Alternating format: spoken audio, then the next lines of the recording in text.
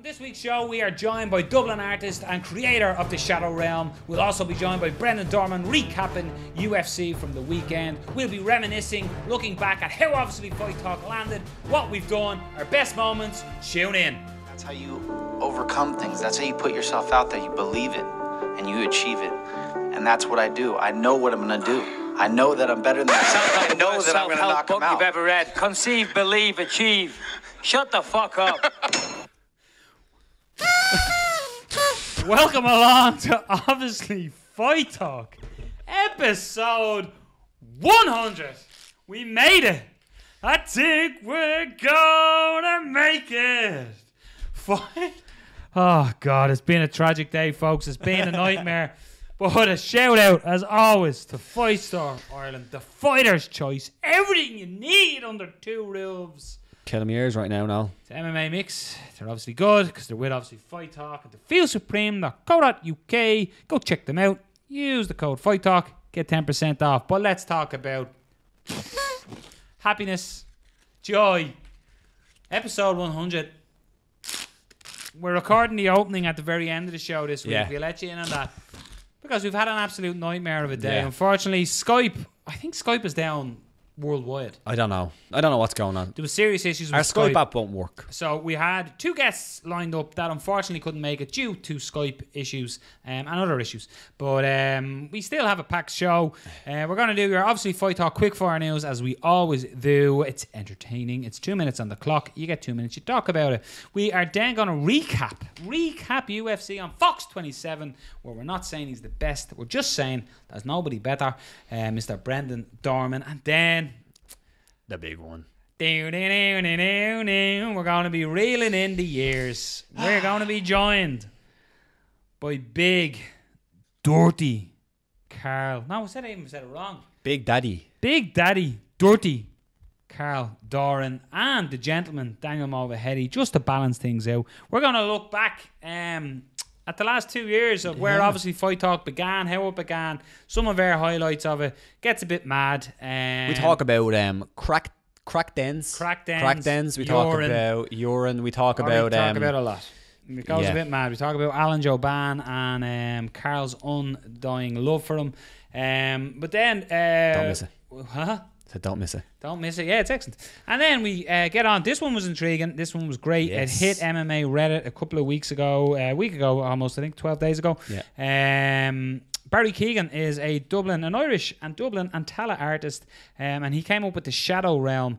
The Shadow Realm is basically Barry's thoughts on what happens when fighters get knocked out and they go to the Shadow Realm. So Barry drew a mini comics which you can check out on barrykeegan.com or on Facebook. Go to Barry Keegan Art, comic art, and it is there. So we speak to Barry about the ideas, where it came from, and the reaction to it, and will we get any more Shadow Realm down the line? Find out. But Rob, let's start where we always start. Let's start there.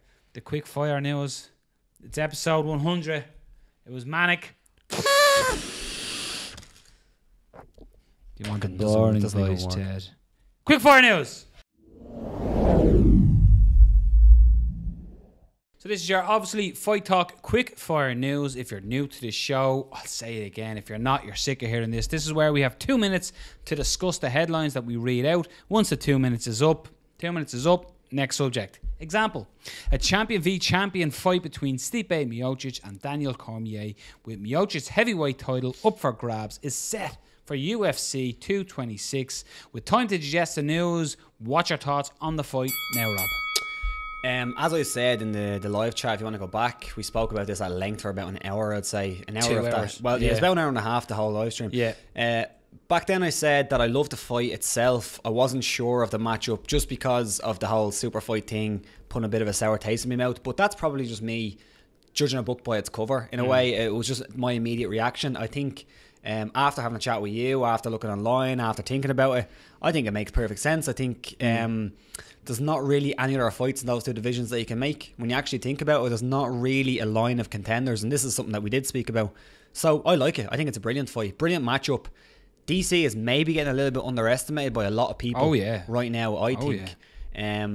I have one point to make, but I'll let you give your thoughts on it really quickly. I stand behind what I said on Friday evening when we were talking about it. I said that both have cleared out the division in so many ways. Stipe has broke a record. There's no real number one contender that's screaming, hey, I should have the shot. Yeah. And that's why I compared it with TJ. I don't like that because TJ has just won his belt. Yeah. And he needs to defend it. Yes, you can argue DC has just won his belt as he was giving it back after Jones. But look, Jones isn't in the game. There's no number one contender. For me, this is a cracking fight. And I think that both the personalities will also add to the tough household and the tough show.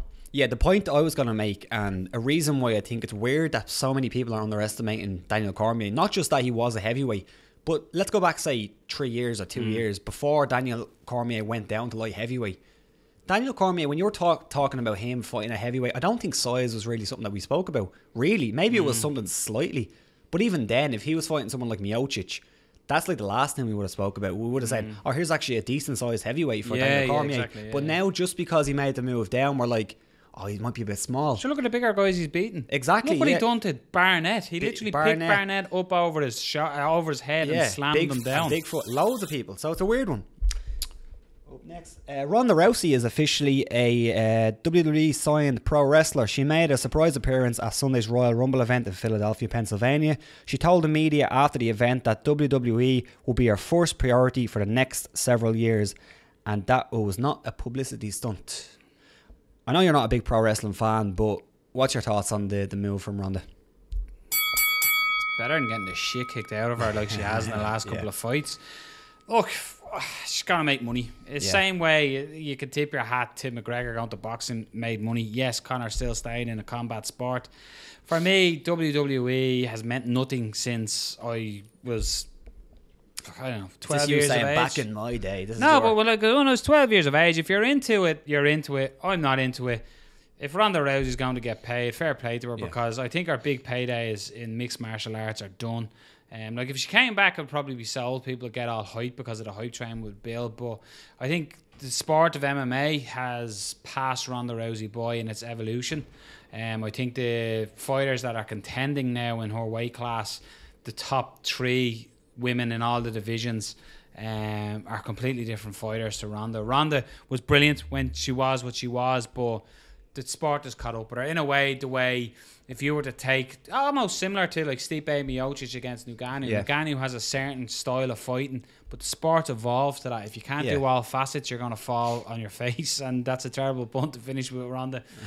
But yeah, you know, head movement is a big thing. But no, I just think fair play to her in that sense. Me, do I care? Not really. Yeah, like I don't necessarily care because I'm not going to watch. I'm not a big wrestling guy. I used to be. And I thought it was kind of cool because I watched a video when she came out, and she was wearing Roddy Piper's jacket. It was actually his real jacket. Oh, right. So based on the whole persona. See, that's when I know who Roddy exactly. Piper So that's kind of cool. It's a nice touch. But I think it's a good move for her. Like I'd say fair play to her. Exactly what you said. Fair play to you.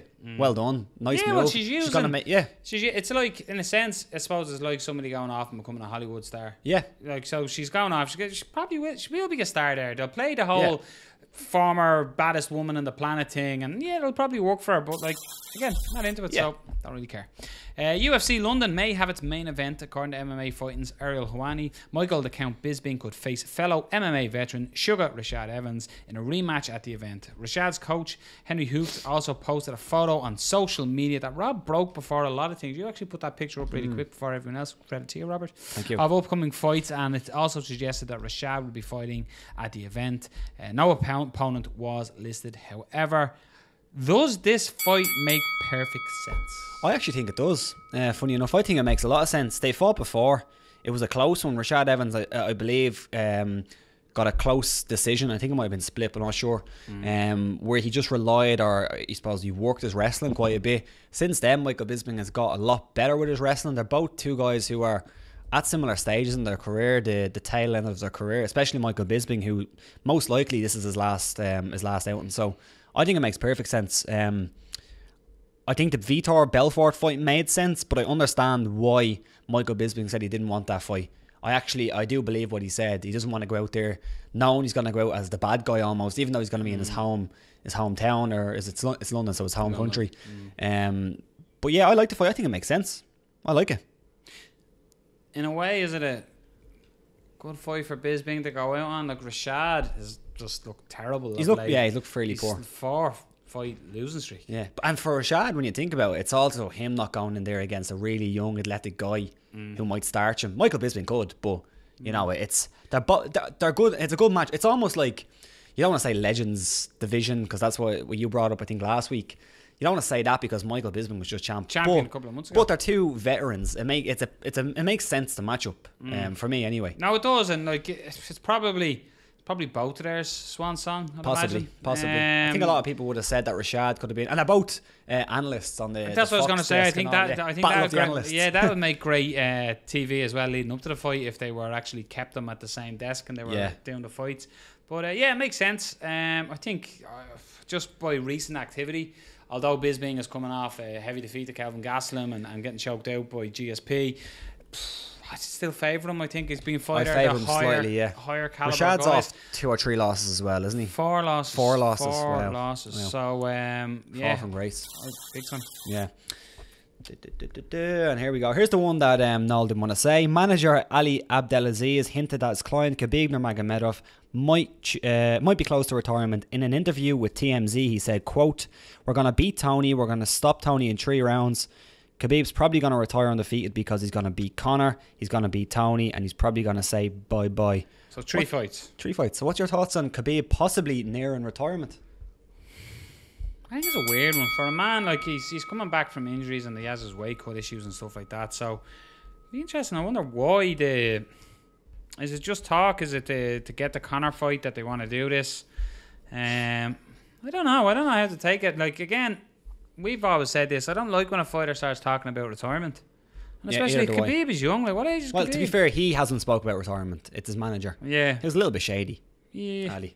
But I don't like it.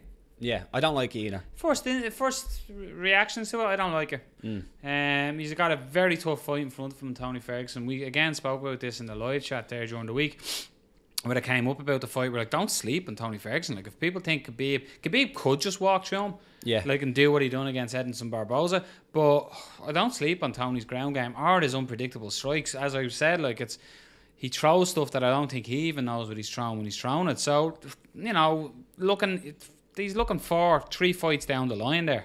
Yeah. I wouldn't recommend that.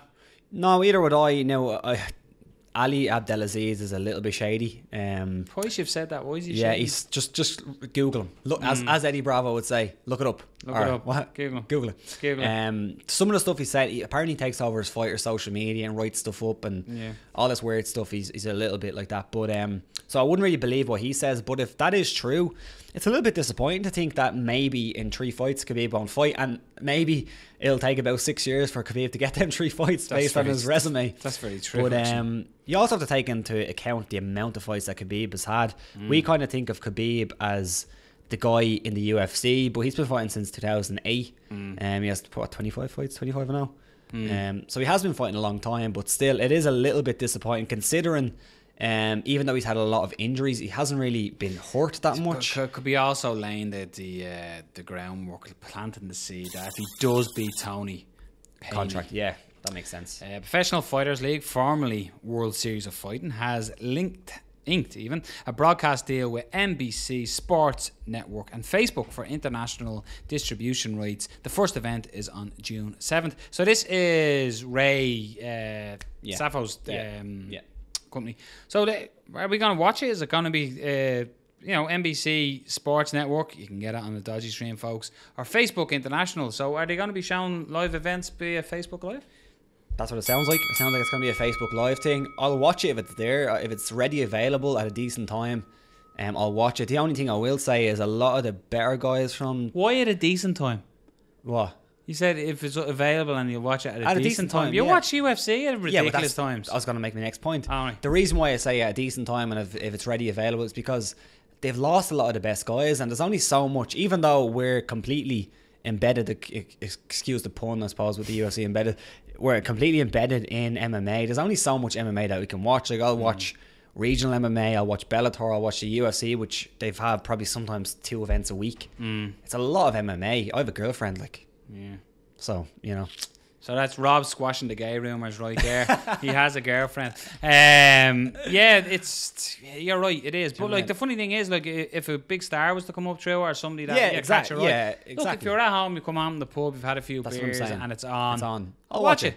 But as well, if it's on Facebook, you know the way, like for example, let me think of a show recently, CRC 7 Annihilation. If you go onto their Facebook page, you can see the old stream that was from Sunday 2 weeks ago. I believe there was 2 fantastic commentators on duty that day. But it wasn't me. It wasn't Rob. It sounded like it was a compliment. But compliment themselves. yeah, you can go back and you can watch it. That's the thing with Facebook Live. They normally keep the videos up live and they just upload them and you can go back and watch it. So if that's the case, if you're bored, you can watch a little bit of MMA. Yeah, as far I remember reading about PFL a long time ago. It's like a tournament structure ish, which, you know, was this a thought where he was talking about paying the fighters salary and stuff? I can't remember the exact specifics. We'll have to Google it and maybe talk about it another time. Let's just talk absolute rumours. And they're going to pay them loads of money, and there's going to be so many UFC guys moving over, and it's going to be brilliant. War Series of Fighting used to have decent fights, in fairness. No, they did, but like that was also when Justin Gaethje was there, and very true. A lot of other guys. There was another MMA event on the weekend. Bellator 193 went down last Friday night, and it was tour time lucky for Lorenz Larkin, who finally got his first Bellator victory. He won in a convincing decision over Fernando Gonzalez in the main event, and in the co-main event, Sado Wad earned his 10th win under the Bellator banner with a unanimous decision over JJ Ambrose. Did you see the fight, and what did you think of his win?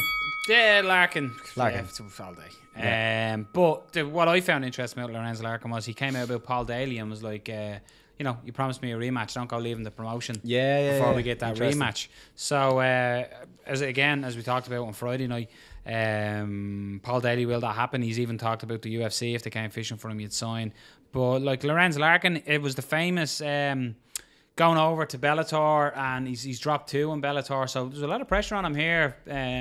You know, considered at one time one of the best at his weight class, to, you know, he was 2-0 and it wasn't looking good for him in his new home.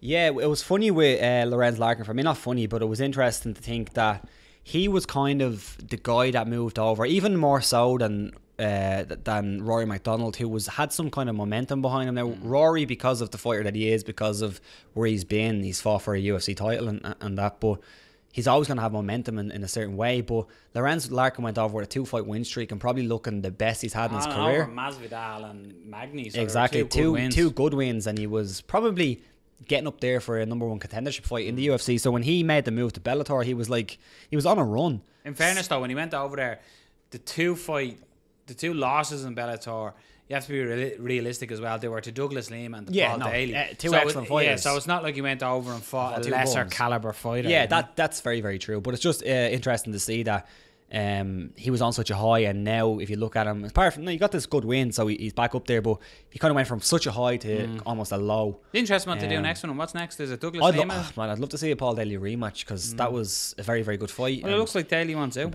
Yeah, it looks like Daly wants out, so we'll see what happens with that. But yeah, I think the thing with Lorenz Larkin is he has a name, so he's not far from a title shot.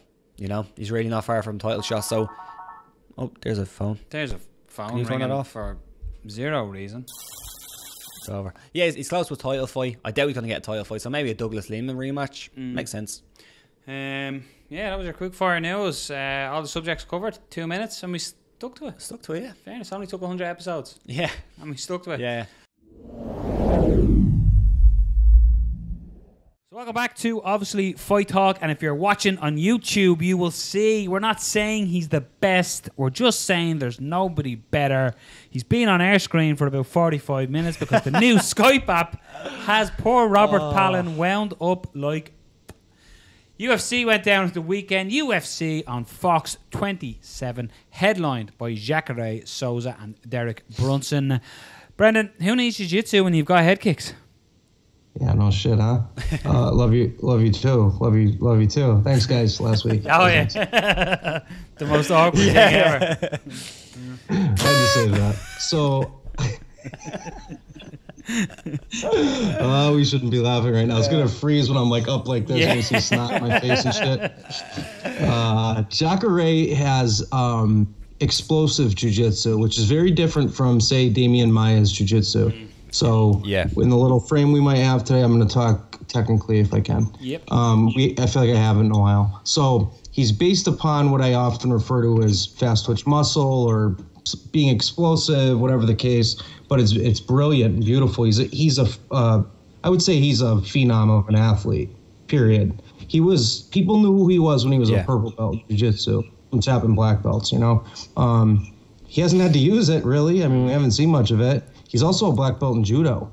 You know, that's where he gets a lot of those crazy takedowns, a lot of like hip fulcrum type.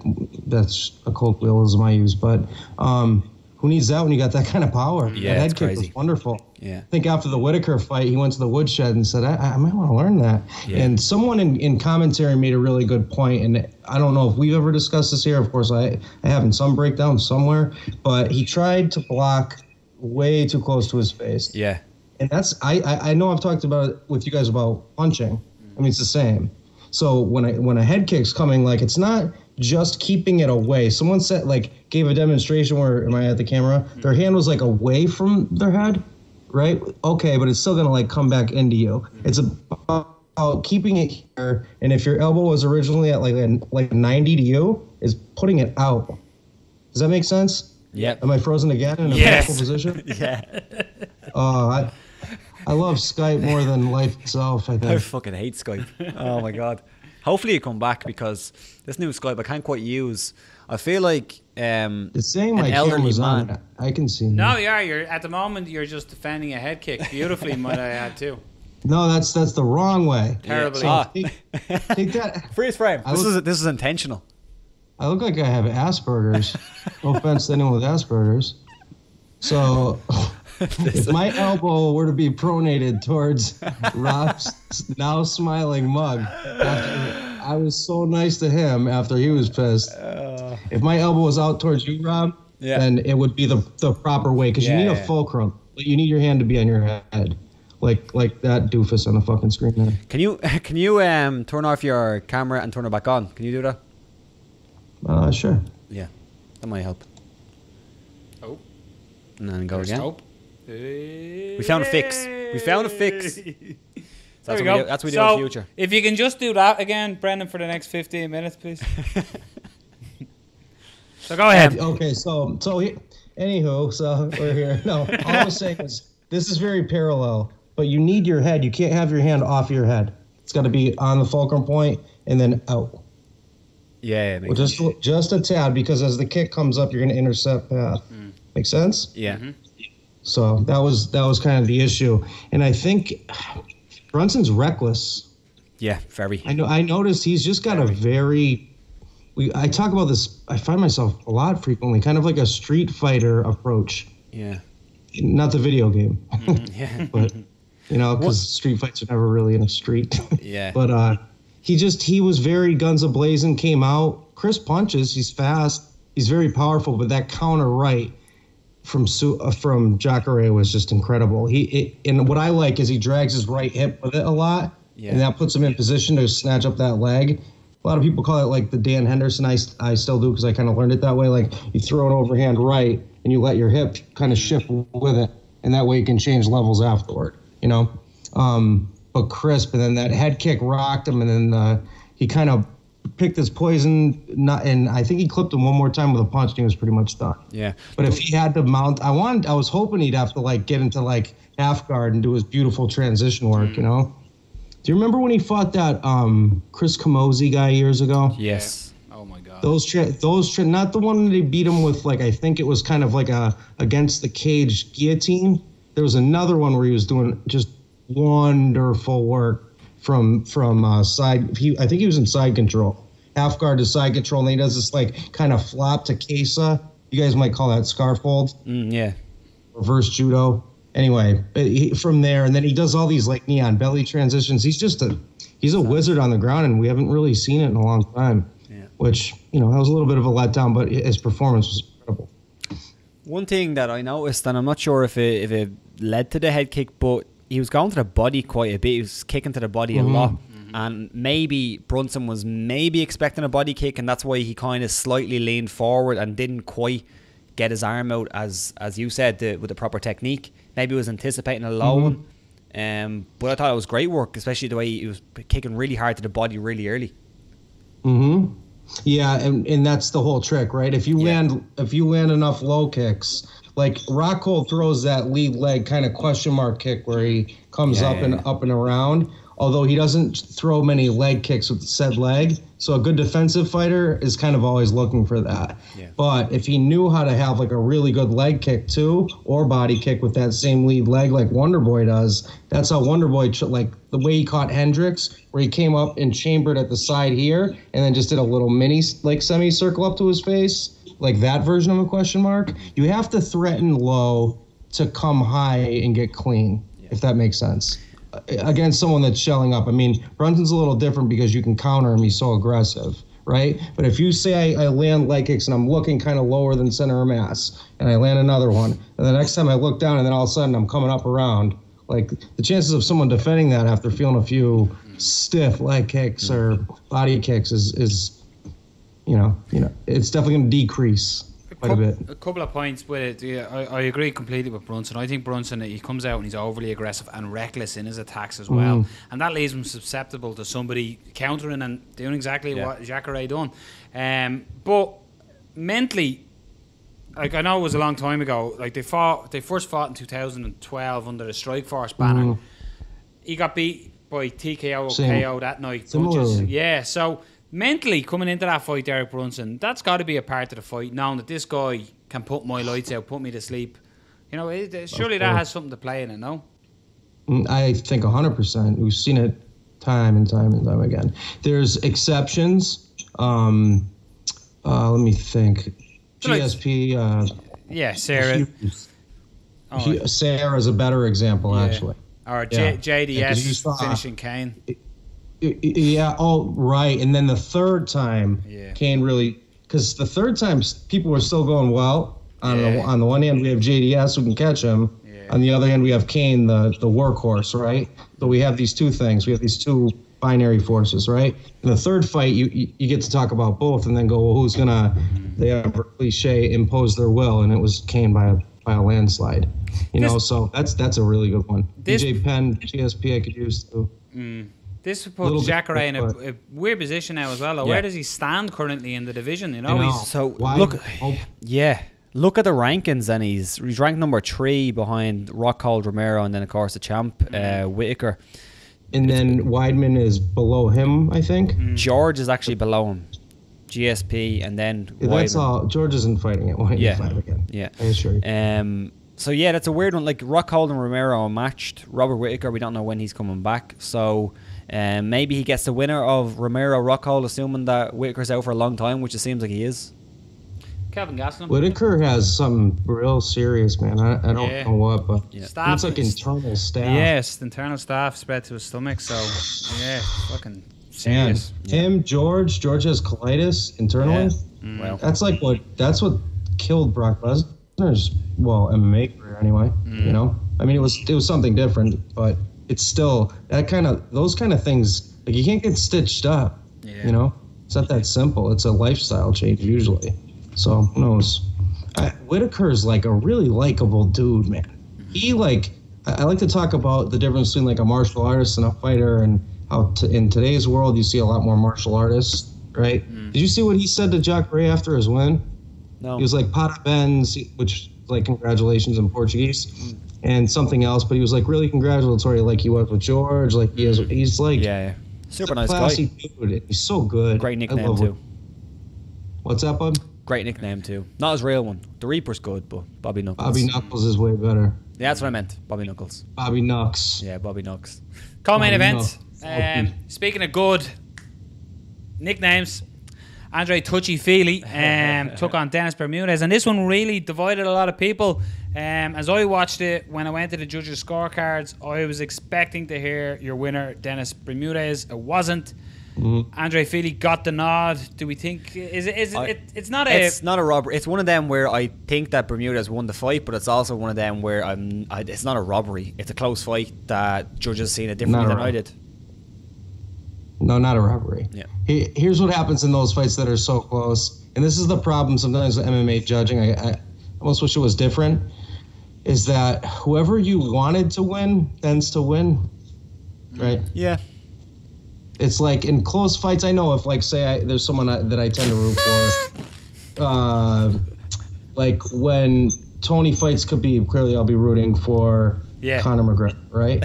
So, you know what I'm saying? When you're watching a fight with an inherent rooting interest, that person's gonna win. Even if it's one of my boys like DM'd me because he had gambled on like a 5 fights or whatever, and he lost on that one. So that's an inherent interest. That's not quite rooting. I think that's a valid point, but as well, it's also unintentional. I think it's all you're watching for the guy who you're rooting for or you want to win. You're looking at what he's doing more than what you're looking at the other guys doing, so it's just more kind of a subliminal also thing. I would argue that, you know, I think the judges scored a lot of the takedowns for Philly a lot more than, because he didn't really do anything with them. I thought Bermudez got up each time. He did a great job getting them though. No, he did. One thing I did love was Dominic Cruz's reasons or his analysis why Bermudez was having trouble getting takedowns. I thought that was brilliant, talking about the leverage, the height, and the way Bermudez was going for the shots, because he was looking for like body lock takedowns. He wasn't going for the legs. That's why someone asked me about that. Okay. Yeah. Someone sent me a message. I don't know if it was on YouTube, but they're asking about tall people that can utilize like double and single legs, like kind of folk style wrestling takedowns, and who was a good example. I'm like, there really isn't many. I mean, Jones, but Jones is all Greco. It's all upper body. So usually that leverage point system, I didn't even hear Dominic say that, but I assume it's along that same train, right? Was he saying that taller opponents tend not to like to drop their hip level as much? It was more on the opposite side. So it was when Bermudez was trying to get Feely down. Bermudez was looking for body lock takedowns, which is obviously very difficult against a much taller guy, because underhooks are less probably valuable. And you can't really get. He loves. He's way right. He was talking about how when he was looking for the underhooks. Totally right, bro. Totally right. That's hot. Yeah, but it was just excellent analysis by Dom. Stay woke, bitches. Big performance, I thought, that really shut down the home crowd. Talk about killing an atmosphere. Man, this guy. Gregor Gillespie came in and destroyed the atmosphere and made the Ric Flair boys shut the fuck up for a few minutes. Gregor Gillespie, stunning performance. I'm getting sick of that now, and I love Ric Flair. Yeah, I know. Yeah, it's just let it go. You're a grown man. Going to a fight show going, woo! I know. Woo! Cop on, watch the fight. If it was only in designated places, like when Ric Flair in the 80s was cutting his promos going like, we're going to Reno, Nevada, Wilmington, North Carolina. If they were in those places, then fine, you know. But otherwise, it gets silly when it's in like South Dakota. We're in Bismarck. Woo! Like, it wasn't his demographic, you know what I mean? It's just gotten a little stale, that's all. Not a fan. What's worse, though, is that or the whoop, there it is. That one, I hate that one, too. That always happens at MMA. Brazil, is it? Yeah, Brazil. But there was a big phase. USA is the worst. Oh, yeah, USA. There was a especially when it's two Americans. Or when it was like Americans. There was one where it was like a Canadian and like a Brazilian fighter, like USA, unless they were just like the ref. They were well behind Herb Dean. Let's go, Herb. But yeah, let's talk about Gillespie. Stunning performance. Man, absolute dominant on the mat. Like he said in the transition to get to like his final ground striking position back into mount. Oh yeah. That was some slick groundwork. I don't know much about him belt level wise. He might be a black belt. Judging by that transition, it was butter. Yeah, he trains. I don't know though. He trains with Frankie Edgar, so I assume he would be a Ricardo Almeida. Yeah, who's belted. My same lineage, really. Just that side of it. I should know. Yeah, I just don't. Yeah. There's some guys like myself that shed the gi at a certain level, because they don't like training in a gi, and you're never gonna get brown, black belt, you know what I mean, without a gi. So like, but my goal was never jiu-jitsu only, you know, if that makes sense. So like, I talked about Rory being a black belt, but I've never seen Rory wear a gi. I think Frankie's a black belt now. I've never seen him wear a gi. Yeah. You know, once I've seen Frankie wear a gi. I've never seen Weidman wear a gi ever. He's a black belt. So like, you know, who knows? You know what I mean? Almeida makes concessions, and he can because he's fucking Ricardo Almeida, you know. But we're talking about Gregor Gillespie. Has the 55 division got a new top prospect here? Yeah, judging if that's any indication, because that was Khabib-ish in the way that it was one person just completely doing whatever they wanted to against the other one. And that's not easy to do. See, catching somebody with a punch, people can say it's flukish. That I think that's a cop-out. I don't think there's like lucky punches is just a loaded statement within itself. But if you take somebody down and systematically break them down, therefore to get a dominant win, I mean, that was very dominant, right? Yeah. He did whatever he wanted to on the ground. That's a good sign. That's an easier, it's a harder path, but it's an easier indicator of future success, I guess, is the way I want to word it. He reminds me. If that makes sense. He reminds me. I think I compared him to Frankie Edgar the first time I saw him. The first time he made his when he made his UFC debut. But he does remind me a little bit of TJ Dillashaw, just in the way of he's coming from a good wrestling background. He has a great grappling background. But I think his striking is getting really, really good, and he hits really, really hard. He wasn't happy with his striking the other night. No, he wasn't happy. He also, but the one before that as well, he got into a bit of a brawl, and he was caught as well. But I just think, just the way he strikes, it looks like the guy who gets it. He seems like he knows how to strike, if you get what I mean. No, I totally do. Yeah. And those sometimes are the hardest to find. Yeah. Especially, like we've said this before, but well, I have anyway. Wrestling to striking is tough. Yeah. It's different. It's a different type of expenditure of energy. Whereas jiu-jitsu is relaxed, etc. You know. Yeah. But I think he grappled maybe. I think he wrestled in college. I'm pretty sure. Yeah. He's definitely got some kind of grappling pedigree. You know. Yeah. Similar to Frankie. Really good wrestling. Opening the main card, then we had Drew Dober taking on Frank Camacho. This was a good fight. Good fight. Good, well matched. Unanimous decision. I think it was 29-28 on all scorecards. I'm not 100. No, possibly. I think one score was 30-27. There was some really weird scorecards. There was some but for me here, it was weird because Camacho got really tired. Probably coming there near the end of the first round, starting the second. He was really gassing. But what won the fight for me, for Drew Dober, was his combinations. While Frank was sort of thrown one shot, he was either a kick or he was punching. Dober was landing nice 1-2s and finishing with a kick each time. And I think it was just the accumulation of shots got him the nod.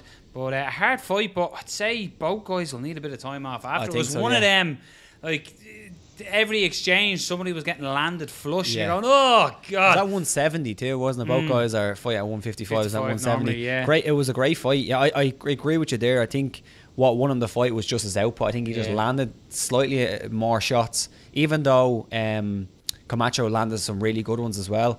I'm busting up a little bit, but I just thought he landed the better shots, and I loved the way he was throwing that leg kick as well. That was beautiful. But that was a great fight. Good scrap. Yeah, it was hard. I missed it. Now, was there? Are you saying it was kind of like a just bleed fight? In a way, yeah, they traded. It was, but it was technical too, though. It wasn't just a crazy brawl, but it was a good fight. They were both landing, both had their success, and Frank Camacho kept doing a beautiful step in knee. Yeah. So which I really thought was going to drain Dober's gas tank, but it didn't. Dober showed great heart. Did you notice he kept step throwing in knee to the midsection? Yeah. Okay. Yeah, it was beautiful. Did you notice he was throwing that Chris Weidman v Anderson Silva back fist, almost like it was like a double jab, but it was more of a back fist. Did you notice that? Who? Camacho was throwing that. Someday remind me to tell you a story about that. Okay. Off air. The back fist. It's interesting. Okay. Cool. Write that down there. Right, yeah, that sparked my interest. Thanks for joining us, Brendan Dorman. Just ended the conversation.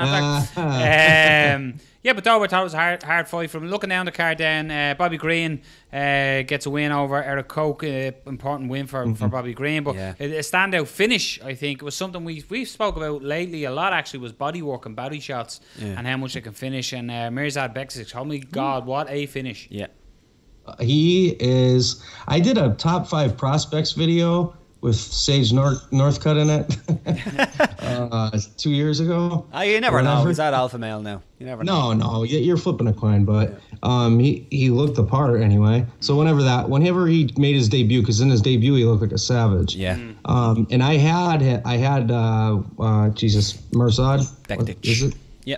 Mirzad Bektic. Yeah.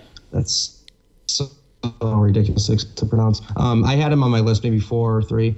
And then I think he got the injury bug, and he didn't like his climate at. I think he was at maybe American Top Team, ATT. Possibly. Right? Yeah, I think he was. I'm pretty sure. But what I had tweeted out that night was like, oh, he went to TriStar. I can tell. ATT. Yeah, you're right. And then he went to TriStar, which is like, we just talked about this, you know. you have not only you have like a Rory and especially George, because Rory's kind of more to himself, but George is like having another Faraz in the gym at all times. And there's other great coaches too. You've never even heard of. Yeah. But George will coach you, and people listen. They tend, you know what I mean? And that's a great place to go. I think people. Can you imagine if TriStar was in LA? Right. I think people just avoid it because of location and weather, you know. Yeah. But because I think it's a no-brainer best camp in the world. A lot of Irish fighters travel over and do, a bit of training over there. Or Jackson Wink, right? No, just lost you a little bit. Who?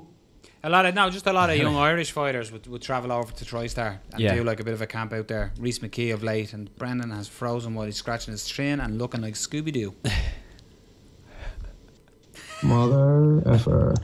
Do the trick. This worked last time. Yeah. Can you hear me? Oh, yeah, we're back. Yeah. So, didn't Joe Duffy go to TriStar for? I don't know if he's still there. Yeah, Joseph Duffy's still there. But there's others too. Some from like Bama or whatever. Yeah, a couple of guys. Reese McKee's travel over. I know a few guys that. Yeah, they go over for like a camp, parties over there a month and a half, 2 months type thing. Yeah, I just think it's the best camp. You know, it's the best. I think. What? Sorry, I'm just doing a Borat. You know Borat. Who is this guy? Corky Butchak. I like him. He's the best. Bing bong. Very nice. A Mississippi wine. That's pretty good. That was good. Yeah. Yes, I like it. Celebrations. You like me? I didn't work. Desperate. Kazakhstan rebels. We could so bring out obviously Fight Talk impersonation section of the show. Yeah. I can do well. Do you know Borat? No. Yes, no. Actually, I like him very much in USA. Yes, number 2 size donkey in the whole number 1 is Turkey. It's almost even funnier that he keeps breaking up. Yeah. You keep breaking up. That Kazakhstan Wi-Fi. Want to get that shit sorted. Yeah, I will tell him, Prime Minister, get it right from the rebels and the gypsies. This is taking a peculiar turn. Yeah. Only the way obviously Fight Talk can. We're educating them all today. These are the shittest fucking party things ever. Brendan, it's an absolute pleasure. As much as it was weird, we've actually had Brendan on this Skype call for a good hour and a half at this stage because of the Skype call. Just fucking hanging out. But Brendan, always a pleasure, me man, talking to you. We sound like we were going to get professional for a while, but it went off the rails near the end. But go check Brendan Dorman out. His latest breakdown is Tony Ferguson. Yes. Go check it out. Educate yourself. Did you guys watch that? Be honest. I watched the one, yeah. You did? Like it? Yeah, excellent. Just notice that I used very off-tempoed songs. I was listening very low, I'm not sure. No. Pay attention to the music, like the rhythm. Even if you turn it down, because people always bitch about music. Is that a metaphor for Ferguson? I get it.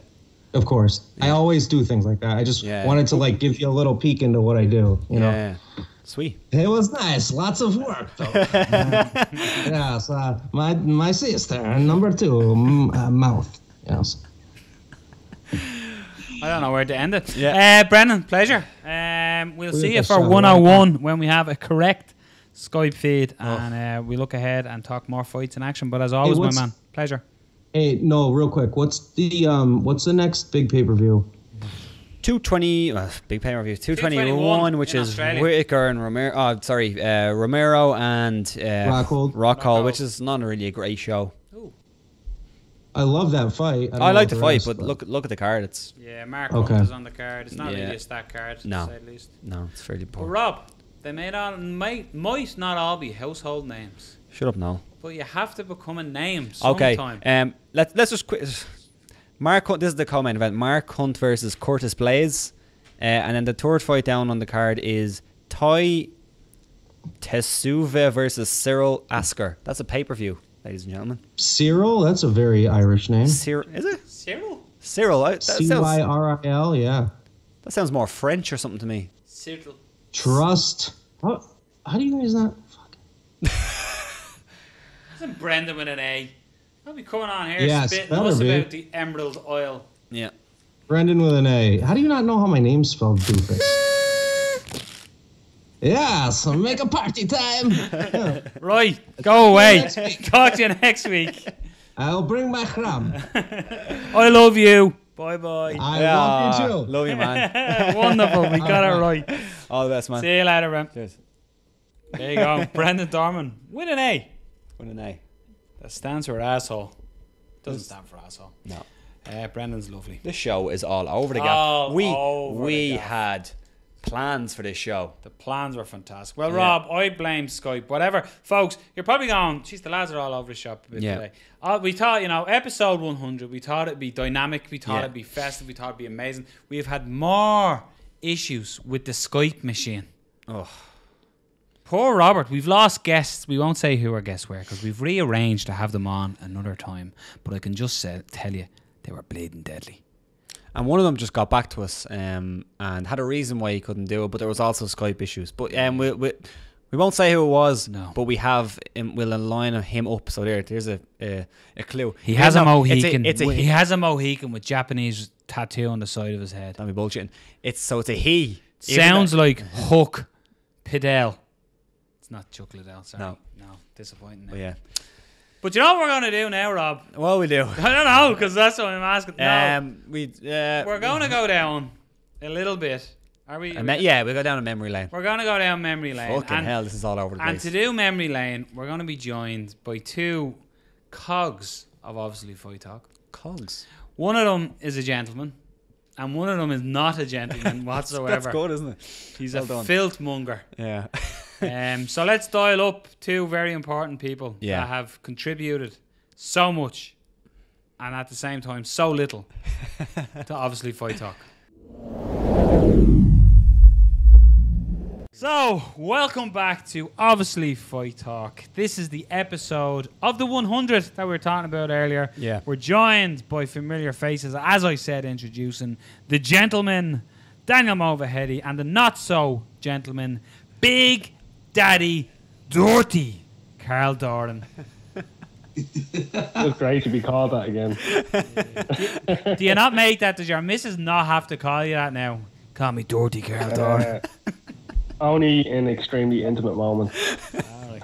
Like he's back. Like he's back for the 100th episode, huh? There's no Jack's roll. Come here and call me Dirty Carl. Wasn't there a hint of that? Like only in the intimate moments, which doesn't happen very often. So you get called it on your birthday, do you? Yeah, pretty much. Anniversaries. Father's Day now. Oh, we're back. Oh, in case anybody didn't know, it's banter time. That was just it. But lads. So look, it's episode 80. So 80, 100. So we said let's get the band back together and reminisce, talk old times, early times, and all that. So there's a couple of things like the show itself. Obviously, Fight Talk. It started off with just me and Rob talking shite and work most days about mixed martial arts. And an old boss of ours was like, why don't you lads start a podcast? And so obviously Fight Talk began. It sounded like he was trying to get us to do work. He was like, why don't you just do this outside of work so you can actually do it? But then we took, what a man, what a suggestion. Yeah. And we hunted around to find a studio, but not any studio. Yeah. We wanted a studio that looked like a heroin crack den.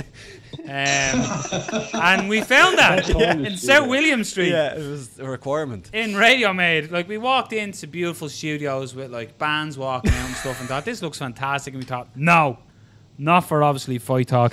And we knew when we went in that red door, it was a red door, wasn't it? Yeah. The red door of Radio Made. We knew we had found it. Yeah. The instant smell of piss that greeted you at the door, followed by torn up carpet and always overflowing toilet. Yeah, what was up with that? How was that even? Just don't tend to it, is that? It was always overflowing. Yeah. And then you walked in. It was so bad I could smell it over here. Yeah. Nah, mate, that's just because you live in London, you slag. Hey, come on. Told you the banter had started. But so we went in. Remember the first time we went in to speak to Jack? Only joking. Radio Mate, the setup was great. But the actual room that it was in, the studio room was lovely. It was just the way up to it. Yeah. It was like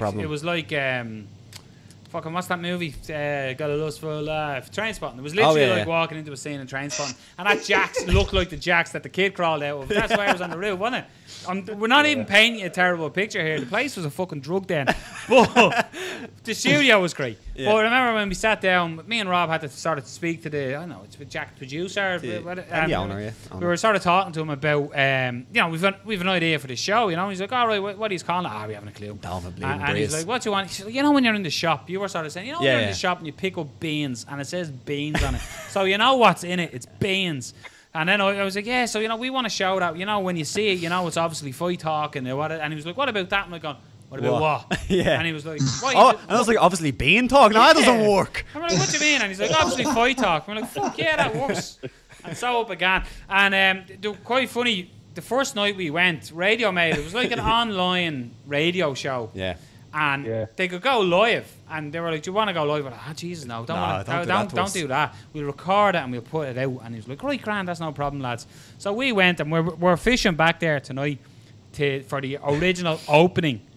So unfortunately, because of copyright, we can't play our old opening credits. And embarrassment. Were dead. No, the old credits were deadly. We had shipping out. The actual Boston, intro, it was deadly. And we had all like Anderson Silva, You Suck, and all that sort of stuff. But then our opening to the show, he said, we'll play it for the crack, like. It's Jesus. It's fucking welcome along to obviously Fight Talk. We've many things to talk about. It was absolute shit show. But the show originally started with just me and Rob. Yeah. And Carl, you came along for the one with Keane Cowley, wasn't it? I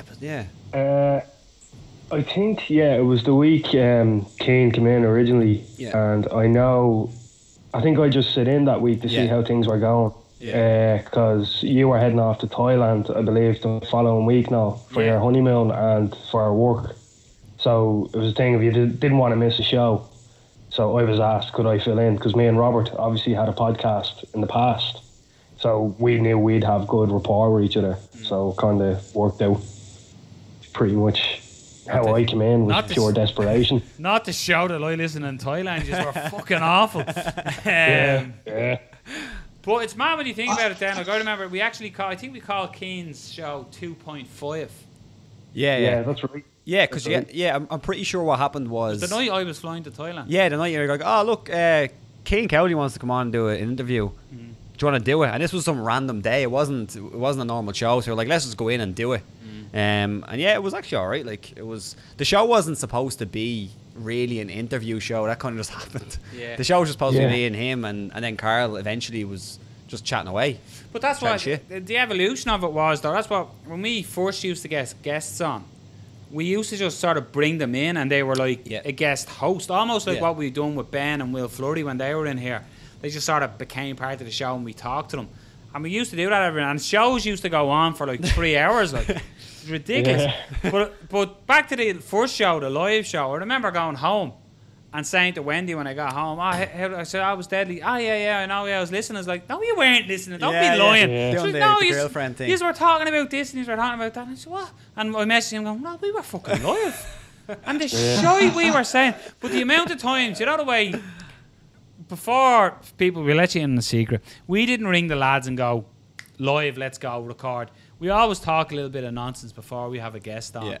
And we always have a bit of back and forth. But the amount of blackmail that Robert Palin has on me, I've just shit I say that you know technically isn't PC or whatever. But you'd be talking to lads. Might not be legal. Yeah. I could be arrested. Never work again. But Cole didn't care though. Cole would say how he saw it, and he didn't care about PC or whatnot. That's the beauty of having no attachments to anybody whatsoever. Yeah. Like just come out and say, your man's a cunt, and then that's the end of it. Talking about being vulgar, I'm not going to say because we actually, it's pretty much the only thing we had to cut. Maybe one. I know, we cut Carl a fair bit. We cut Carl, no, we didn't cut Carl that much. We did. Did we? Yeah. Well, the very first time we had to cut something from the show, we never usually cut it because it was live anyway, so we were like, fuck it, it's out there anyway. But one thing happened, I'm not going to say what it is. Don't say what it is because we're on YouTube. And Carl said something.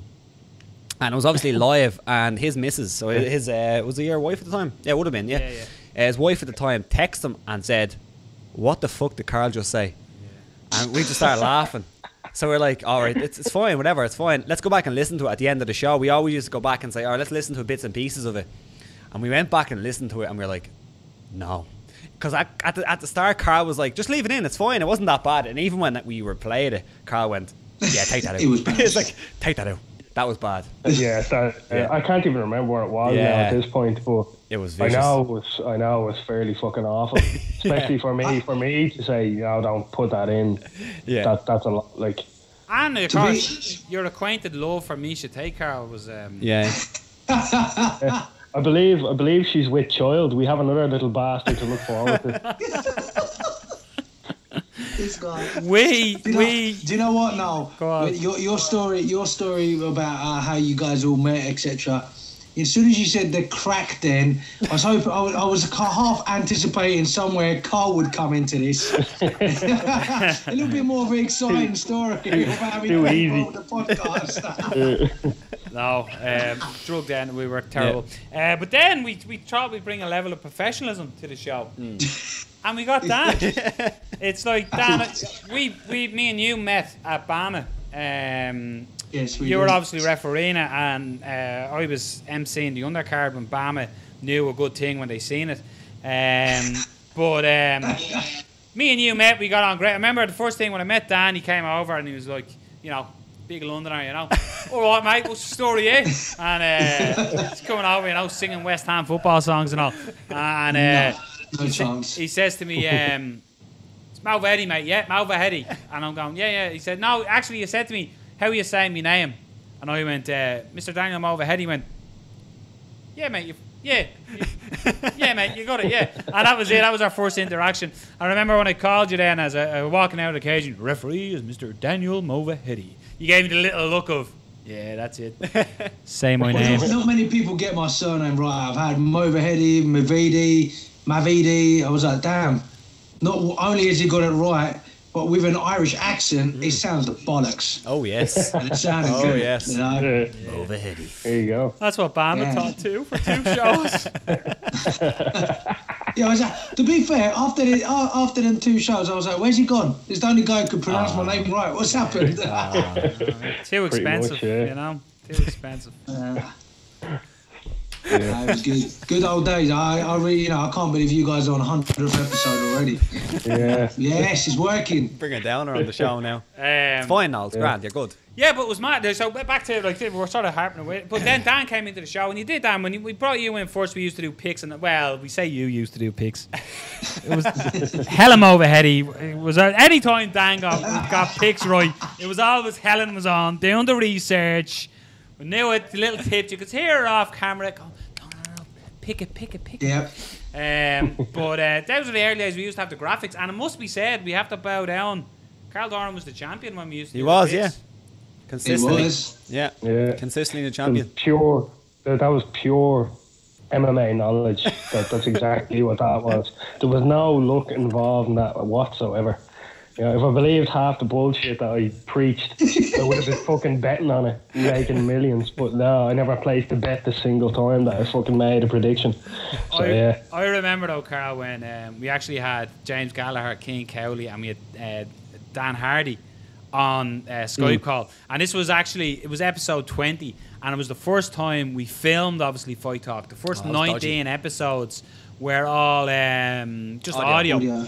So the filming, I forgot about that. Yeah. So the filming of it was like Rob's phone on like a pink arm that grabs your phone. Carl's pink arm. Yeah, Carl's pink arm. Yeah.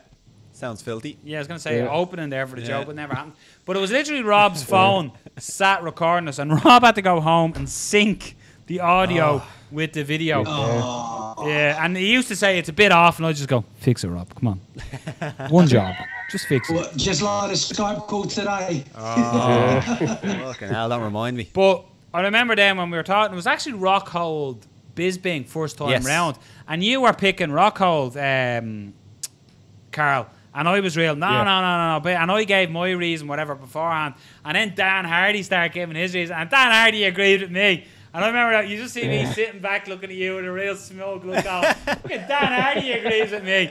And then, of course, Luke Cocker won. But then, this was the sort of the thing of obviously Fight Talk. Radio Made went out of business and shut down. Kind of, yeah, we were the fucking dark shadow of Mordor for a while. Anytime we go somewhere, the fucking place would close on us. Yeah, it was absolutely ridiculous. I was starting to think the show was cursed at a certain point. I was going down to get the local priest and get a fucking fucking seance or whatever, bring the bleeding business back or something. Bleeding desperate. I'll tell you what though, after today's show, still think it's fucking cursed. 100 episodes, we still can't get it right. It's just keeping you on your toes, guys. That's all. Yeah. Keeping us young. It's great. That's after that. That's when we went on done a lot of the Google Hangout. Yeah, which right? were awful. Oh my God. Yeah, that was pretty cool. I was sat in my bedroom, draping an Irish flag over the back of the door with my laptop on the ironing board, sitting on a stool. Do you know what I mean? You're like the ultimate like who wants to watch a podcast in someone's bedroom? Do you know what I mean? With an Irish, all I was short of doing is me ma coming in going, do you want your supper now? Do you know what I mean? That's all it was me. No, I do not live at home with my mother. From the Stone Age in the background. Yeah. Do you remember that? Looks like the fucking telly car, right? What was that? Where was that from? That was a telly. It was just in my apartment. Well, I know it was a telly, but like, where did it come from? I actually don't tell the landlord. I fucked that out the other day, actually. Yeah. Never turn that TV on. That's because it couldn't turn on. Yeah, never once turned that TV on. Yeah. It was madness. I've had bigger baby monitors than fucking that TV. It was fucking atrocious. But I think the first, obviously we then moved to Whiskey Fair. It was mad. Every week we had to go and set up. And we thought, jeez, lads, we've made it. Yeah. Look at this setup. We used to have to hang up the posters behind us every fucking time. Is that the place that had the live music playing downstairs? Yeah. That's the one. That was it. That was a bar. That was upstairs, the function room and a bar with a stage that we'd like kind of built to be a studio of sorts. We literally, that was pretty cool. We literally went in one week and we're like, Jesus, the stage is very greasy. We asked the barman, what was going on? He's like, there was a lot of male strippers in last night. Jesus Christ. That's right. Yeah. Oh, I forgot about that. That's right. That was hilarious, yeah. But yeah, we used to, and Rob with his fucking OCD, I'd be putting the posters up and he'd be giving out, no, it's unbalanced now, make sure that's over there and that's on the fucking left. And we used to, remember Jerry, KO Media would always ask, good show this week, lads. Now, the sound was good, but the lighting is a bit shite. And I went, right, fucking Jerry's at me about the lighting. So I ran down to Argos and I bought 2 fucking side lamps in Argos for $4.99 each. Fucking purple fucking lights that we just literally plugged in and turned on. And the next week, Jerry went, Jesus, the lighting looked a lot better. And we were like, thanks to fucking Argos. But, and then the heat of the place, though. With the Whiskey Fair went out of business. Yeah. The curse of the, obviously, Fight Talk show, huh? Yeah, we found this home. We've been here, and Jesus, I hope to God this doesn't go out of business. No. I'll tell you now, if Paddy Power starts hemorrhaging money, I'm fucking calling. Jesus Christ. They're giving it away, Carl. Nobody knows. Nobody knows. We'll bleep that. Well, lads, come here. A couple of moments. Go on, give us who's a standout guest or something that we spoke to, or a moment even view of the 100 episodes. What stands out for you as a great moment, a landmark moment, or just something that you enjoyed, a topic you really enjoyed, or put you on the spot. You go first there, though. Yeah. Me go first. To be honest, if I'm absolutely honest, I like all the episodes, but one of my favourites would have to be the discussions that we have regarding the PED stuff, and I know Cole's been on a few of them as well, and giving his opinion. I like the fact that, you guys talk about the serious side of it, and then having Cole there to throw his little mix of whether it be sarcasm, piss take, whatever it may be. They're the ones that stand out for me. And I must, say to you guys, 100 episodes. I haven't been on all of them, but I've been on most of them. And it's always been a pleasure to listen to the ones I have been on and the ones I haven't been on. And credit to you guys, honestly. This year especially, you guys 2017 going into 2018, you guys are ramped up with your guests, people you've got on the show, whether it be from fighters, whether it be from commentators, etc. So pat on the back to you guys, for doing that, and all of them have been good for me. Yeah, that's very nice. That was very, very heartfelt, Dan. Yeah, now you're next. I should have went first. Yeah. Yeah, like how the fuck am I gonna bleed and step that up now? I know one that stands out for me was the one they edited. Yeah, pretty much. I have been silenced essentially. Now the big one for me was obviously when we spoke to Alex Carvalho, Joe Carvalho's brother. That was I was supposed to help Noel with that, and just being in the room, it was hard, extremely hard, and just seeing the professionalism that came through from Noel was actually awe-inspiring for that there. It was a very, very serious subject at the time. Still is, obviously. Fighter safety is paramount, but just seeing how Noel went through with the interview, the care he took to actually tell Joe's story and his love for MMA, to get that out of Alex, obviously a brother that was grieving at the time. For me, that's one that will always stand out for me, because that was one of the hardest things I've ever had to do, was be part of that conversation and in the room and try to... I was supposed to help, but I literally just froze on the spot. I couldn't do anything. But that's one that will stand out for me. I think that was really big that we talked about that at the time. It was extremely important for Irish MMA, and I think just MMA all over the world. It was really, really one that stands out to me off the top of my head. Yeah, that was even as you were saying it now, I have the feeling in my stomach that I had when I was talking to Alex that day. Obviously, you know, the subject that it was, I actually emceed that night. I seen a lot as well, and you know, then to speak with Alex, it was... I don't think I'll ever do an interview like that again. Where, like, not that I wouldn't do it, but you know what I mean, as in that emotionally charged. It was so heartfelt. It was like, I know, like, even today we're having a laugh, we're laughing and joking, but there's a serious side to what we do as well. With Alex that day, that was incredibly serious, and you only have to look as far back as last week with Glenn Ellis on. Yeah. So we do, like, we love talking what we talk about, but we also, you know, there's moments that you have to take, you know, when you're speaking to somebody and letting somebody... What I found about that day was, I wouldn't say it was easy, but Alex wanted to tell Joe's story, and that's why it was a little bit easier for him. He was on prime time that day as well, just before he came to me and you, Carl. Yeah, that's right. And prime time didn't give him time. We gave him an open mic and sort of let him say what he wanted. And we wouldn't have had an agenda behind it either. Exactly. But it was a really tough moment. And even as I'm saying it now, you probably hear it in my voice if you're listening. It was an incredibly hard situation for us, but it was... For me, it was more about giving the family a voice to be able to speak. And at that time, we wouldn't have had a big listenership or anything. So, you know, just for Alex to come in and speak to us and speak about us so well, about his brother's love for the sport and his passion. Yeah, that was certainly one that I'll remember for the rest of my days.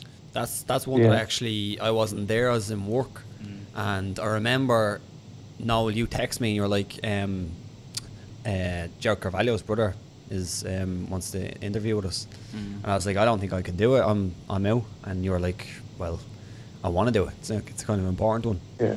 And then you sent the file, or Jack sent the file, because we were in Radio Man at the time, to me, and I was listening through it, and I was like, man, that's tough. That's a tough interview. I don't know how you kept it together, or he kept it together, because you know, he answered all the questions and said what he had to say, and it was a tough listen, but I think it was important. Yeah, but that's a good thing about the show as well. You know, is that you guys give a platform, whether it's from covering from the funny side of the stuff to the seriousness to whatever it may be. And that's a great platform that you guys put out there for listeners to listen. So that's, you know, so that in itself, that just goes to show how broad the show is. You know, to wherever it may be. One thing that we did, and go on, sorry, also there now on the bright side as well. Earlier that day, me and you were in the studio. There was a lot of waiting around that day. We obviously didn't want to pressure Alex into coming into the studio. As we were waiting in the studio, who floats in? The fucking Hot Sprockets. Who got to see a live performance? Yeah. Me and Noel. Yeah. Who loves the Hot Sprockets? Robert. Yeah.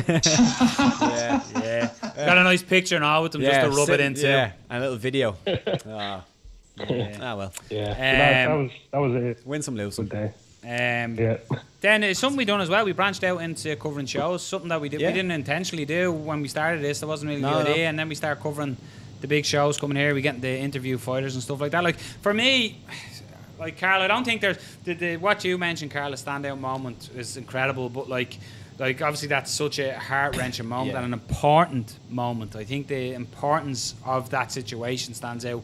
But guest-wise for me, like there's been so many. Like I love getting the guys in studio here, the likes of your Keens, your James, your Craig Coakley's, your Aaron Browns. I really loved all them interviews. When lads are in here with us as well. But then we hit some landmarks like George Foreman. We interviewed George Foreman, and we talked about McConnor. You know, McConnor, we Bruce Buffer on the show a couple of weeks ago. Do you know what I mean? Like these are incredible landmarks. The weird thing about that is like when it started, we were like, okay, let's just go and we'll chat about MMA like we always do, and it wasn't supposed to be a guest thing. So when you kind of think of it from that perspective and say now, and the people that we've had on and we chat with, it's fucking deadly. Like it is good. It's incredible. And of course, not forgetting Beard Watch. Oh, Beard Watch. Because Carl made an error one night while trimming, and then looked like a young Eddie Munster. And Beard Watch was born. What moment stands out for you, Rob? Trying to think. Like guest wise, I love when we have the likes of the Luke Thomases, the Chuck Mindenhalls, that kind of stuff, because those are people that I would watch pretty much on a daily basis, especially like Luke Thomas, someone I'd watch all the time. So to get a chance to sit down and kind of get involved with that kind of thing, that was something that would stand out to me. There's been some very funny moments as we were bantering on earlier. A couple that stand out for me was when Rob was going into such a deep breakdown of a fight about Alan Jouban, and as Rob's halfway through it, Carl just pipes up and goes, "Alan Jouban," and Rob stops, go, "Oh no, go ahead." And you said, "Gorgeous." After about probably a 30-second pause. There was a good 25-second pause of awkwardness. It was just phenomenal. And then it was probably the thickest, meatiest, sweatiest pause you'll ever see. Like you could fucking cut it with a knife. You made it so awkward. Yeah, because I thought you knew what you were going to say, but I remember you were saying to me, I didn't have a clue what I was going to say. I said Alan Jouban, and then I was like, why the fuck did I say that? And I was kind of panicking. I was like, shit, gorgeous. That was pretty much what was going on in my head right there and then. There was no genius behind that at all. It was literally, if there was a man's flute I was going to suck, it'd be him. But another one, Dan, as almost probably just, you don't realise it, and this is something that I noticed from watching back in the show. You don't realise little things you do or little tells you do. But Dan, I love you. Like you've little tells, like your little etc. You always say etc. You always go, in the ring, etc. Or we always joke about it, saying, I wasn't the ref, I wasn't in there, I wasn't looking in his eyes. And it's literally the Daniel Movahedi list, and there's so many little tales like that. And I even noticed from listening back to old shows for today, the amount of times we'd all go to say something, you'd be there going,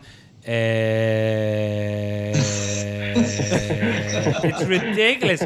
That sort of goes now. But there's little tales I'm always rubbing my face. I sit terribly. I don't know how I'm not bent over with horrible posture.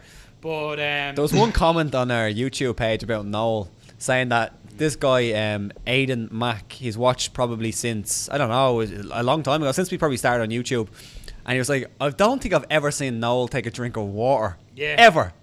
And I was like, that's kind of true. I put that down to working shows. Dan, you know yourself, being in the cage so often, just as he says it, look, being in the cage so often, you don't get the water breaks that you should be getting or whatever, so you just sort of trudge on, don't you? And you do. You just you do. You become a camel. You don't drink water and you can carry your line for hours.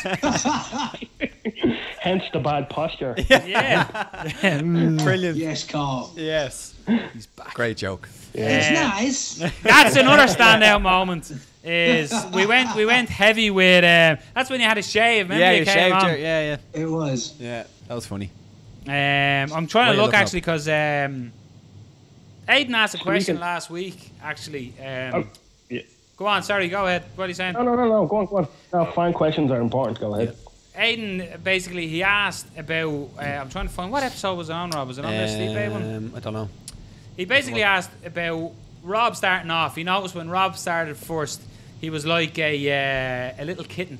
I used to do all the talking and he wouldn't speak over me and stuff like that, and you've evolved now. So what's brought that? What's ultimate form? I think it's just from doing it like more often. Like the one thing that was weird for me was that the show was supposed to be me and you chatting MMA. So there's when you don't really do that, there's a certain level that you have to get to be confident in talking or whatever. But then we kind of jumped to guests really quickly, and I was like, okay, now we have to deal with this. So I need to be able to talk MMA, give an opinion on that, and now I need to be able to interview as well. I suppose I had a bit of an advantage because I knew a lot of the guests. That's the one thing, and that's the one thing I said to you for the early interviews. So if you listen to the early interviews, I pretty much didn't really ask that many questions, and one of the main things, obviously, I wasn't as comfortable as I would be now, but one of the main things was most of them were people you were familiar with. Either you were kind of friends or you were at least familiar from shows, so you had a bit of a relationship with them, so you kind of knew their personality, you knew how to chat with them. So that was one of the things. But yeah, just from doing it more, pretty much. Yeah, like I know from I don't think I ever asked questions ever. You normally sat out in the interviews. Yeah. I sat out nearly everything, and I know looking at you two to answer Aiden's question was Noel's style is much more conversational. Yeah. He's very, he's the one that'll get the guest in, get them to relax and chill out, and basically go, yeah, these lads are sound or whatever. Robert's approach is when it gets down to asking the straight question and being very focused, Robert tends to ask those, and he's very fucking good at it. So it's good the way he's bounce off each other, because you have a little bit of madness in Noel, and then you have the good measured questions from Robert, and it's always been like that. I think that's why the show has been so good over. Must be, how long is it now? It must be nearly 2 years, if not more. It's over 2 years, 2 years, 2 weeks ago or something like that. Jesus Christ. Yeah. And that's such a short period. What kind of guests you guys have got on as well? That's pretty cool. And I just want to throw in the mix one of my guests that you guys had on that really brought back good memories for me was Stephen Quadros, great commentator from Pride. That was pretty cool. That was a good interview you guys done with him, which I really enjoyed, especially when he gave his breakdown before the Conor and Floyd fight as well. I thought that was pretty cool. Yeah, that was deadly. That was very good. Another question. I think I was in studio that day for that. Yeah. Another question was, I'd like to know Noel's thoughts on buzz he gets from ring announcing, local Irish shows, etc., where he would like his fight announcing to lead down the line, and generally how much he gets out of it. Do you mean money, Aiden? None. Don't listen, Taxman. His hopes and regrets, if any, and where does Irish MMA post Conor 10 years down the road? The buzz I suppose answering first. What's the buzz I get out of it? I think if you listen to this show, you realise I'm incredibly passionate about MMA, as we all are sitting here. So for me, I never got to compete in MMA because I'm a pussy. But I never. I just never got into it, and I fell into MCing. I think I've told the story a few times before, so I won't bore with that.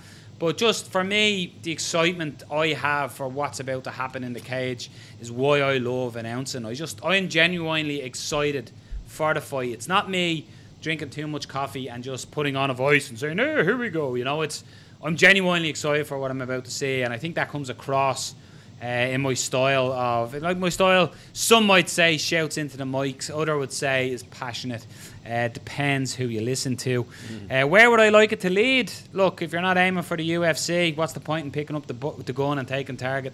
I'd like to get to the UFC. Is that going to happen? No, but it should be the target, so why not? Never say never. Listen, Bruce Buffer asked you to send you your stuff to him, and did you? Yes. Good man. There you go. And what was the response? I'd like to keep the response. Client and thing privilege. Yeah, I'd like to keep the response. It was really good. It was, positive. It was incredible what he said. But look, I don't want to say. Doesn't kiss and tell. Tell the truth. Yeah, Tell the truth now. He took out a bar and order against you because you stalked him. Yeah, he's suing me. My hopes and regrets. Again, probably MCing. Look, I've branched into commentary now. So commentary is something that, as a kid, like I always wanted to be a commentator. And I was in football. When I was a kid, I wanted to be a football commentator. And I always said if I could do a share, remember I used to break into song all the time? Yeah. If I could turn back time. I'd study journalism and try and get into commentary. But by hook or by crook, I've fallen into commentary and MMA now. And I've worked about 5 shows, 5 different promotions where I'm doing commentaries. So I'm sort of living my dream and that. Any regrets? I've had a few. But few too many to mention. Where do I see MMA? This is one where we can all chime in. I do have regrets. Something on this show that cost me a lot. Where do I see MMA 10 years down the road after Conor? I look at a lot of the guys that are breaking on the scene now, the likes your Dylan Tukes, your Kiefer Crosby's, your James Gallagher's, these guys, Reece McKee's, all these young fighters. These are the sort of fighters that I seen coming up through the amateur ranks. And now you have young guys like the guys coming out of SBG Swords are phenomenal. Dino Wade has some serious talent coming out of CMAC. John Mitchell down in Cork is an incredible hot young prospect. There's serious talent in this country. There's so much young talent coming up, and they're training now as mixed martial artists. So Conor McGregor burst the doors down for these guys. I don't think we have the next Conor McGregor. I don't think anywhere has the next Conor McGregor. No. But I honestly think MMA in this country, and I'll include the UK as well, Dan, there's a lot of young talent coming up. There are true martial artists coming up, and I think the next 10 years there's going to be a lot of Irish and British fighters making that step to the UFC. You look at Richie Smullen is on the next season of Tough. Like Reese that we talked about, you have young Barnett, they're fighting one another, but there's serious talent, and I think the future for Irish MMA is incredibly bright with great minds like Andy Ryan, John Kavanagh, Dino Wade as mentioned there as well. There's great young talent coming up in this country, and there's a lot of potential there.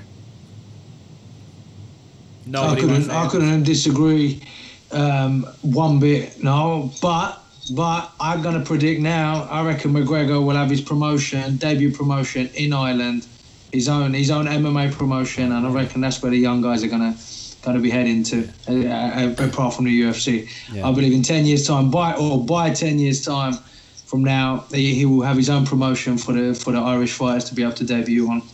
Yeah, I think it would be nice to see that someone that can promote himself so well, has done so much for the sport in Ireland, actually turn around and do something for the fighters. I'd say he'd make a very good promoter, so it would be nice to see something like that in the future. It's a good call, Dan. In a sense, Dan, it's very similar to the show you work on, Rock, with his Brad Pickett show. You know, Brad's doing and giving opportunity to fighters over in the UK.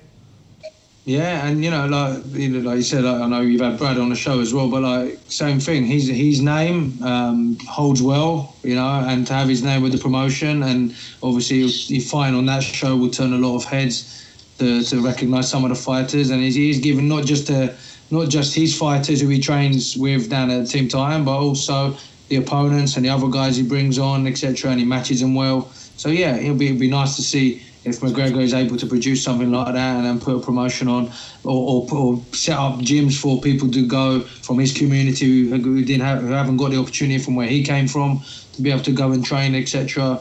So yeah, the more people know about MMA, the better, right? It's a win-win situation.